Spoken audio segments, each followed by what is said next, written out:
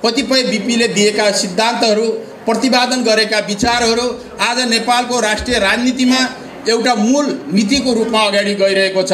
विगत समयमा बीपीको विचारबाट फरक मत राख्ने वामपन्थी विचार बोकेका कम्युनिस्ट विचार राखेका पार्टीहरूले पनि अहिले हरेक कार्यक्रमहरूमा बीपीका बारेमा र बीपीका प्रतिपादन गरेका सिद्धान्तहरूलाई अंगीकार गर्दै आफूलाई लोकतन्त्रवादी, समाजवादी र राष्ट्रवादीको रूपमा आफूलाई परिचय दिलाउनका लागि प्रयत्न गरिरहेको हामीले भेटिरहेका छौं भने नेपाली कांग्रेस जुन उहाँले नै स्थापना गरेको पार्टी जसले जनताको अधिकारको लागि, स्वतन्त्रताको लागि, समानताको लागि र आर्थिक, राजनीतिक, सामाजिक समानताका लागि जसरी आफूलाई समर्पित गरेर आजीवन जेलमै उहाँले धेरै समय बिताएर जनताको लागि बस्नुभयो। अत्यन्त ठूलो अवसर जनताबाट पहिलोपल्ट अत्यधिक मतका साथ 2/3 मतको सरकार चलाएर केही सुधारका कुराहरू, जनतालाई अधिकार दिलाउने कुराहरू र जनताको जीविकोपार्जनमा आर्थिक रूपले परिवर्तन ल्याउने खालका कार्यक्रमहरूले उहाँले ल्याइरहेको बेलामा हठात त्यतिबेलाको एउटा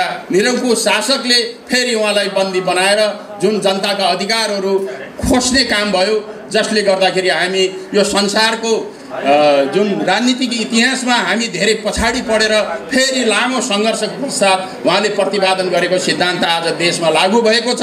तर त्यति रहँदै पनि अहिले कविताको भावमा पनि कति कुरा आएका छन्। त्यसलाई हामीले के भन्छन् स्वीकार गरेर ती बाटोलाई हामीले कोरेर जनताको सुखलाई, एउटा समृद्धिलाई कसरी बीपीको विचारसँग हामीले सँगै जोडेर अगाडि लिएर जान सक्छौं। अहिले हामी सरकारमा छौं, लुम्बिनी प्रदेश सरकारको मुख्यमन्त्री नेपाली कांग्रेसको नेता हुनुहुन्छ।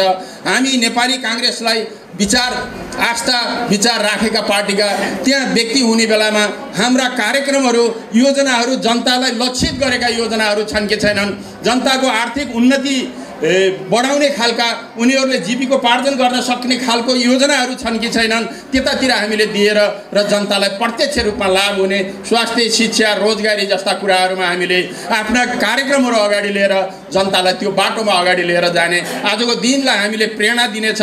र अहिले जुन भाइ बहिनीहरूले कविताको माध्यमबाट नेताहरूलाई पनि केही पाठ सिकाउनु भएको छ, त्यसलाई हामीले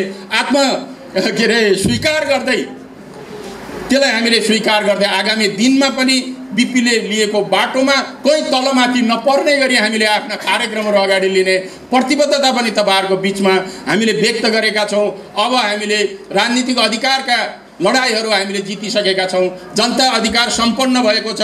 अहिले कुनै जातपात, धनी गरिबको रूपमा कानुन छैन, सबलाई समान अधिकारहरू दिएको छ। विभिन्न वर्गमा रहेका महिला होस्, पछाडी परेको दलित होस्, जनजाति होस्, सबलाई एउटा महिला होस्, अनि पिछडी परेको वर्ग होस्, त्यसलाई सबैलाई समान अधिकार दिएर संवैधानिक व्यवस्था गरेर अगाडि बढाएको छ। अब त्यसलाई आर्थिक रूपले, शैक्षिक रूपले, स्वास्थ्यको बाट विकासको माध्यमबाट अब जनताले अनुभूति गर्ने गरी विकास हामीले दिएर जान सक्यौं भने बीपीको जुन विचारको सच्चा अनुयायी हामी ठहरिने छौं। त्यसको जिम्मेवारी नेपाली कांग्रेसले लिनुपर्छ।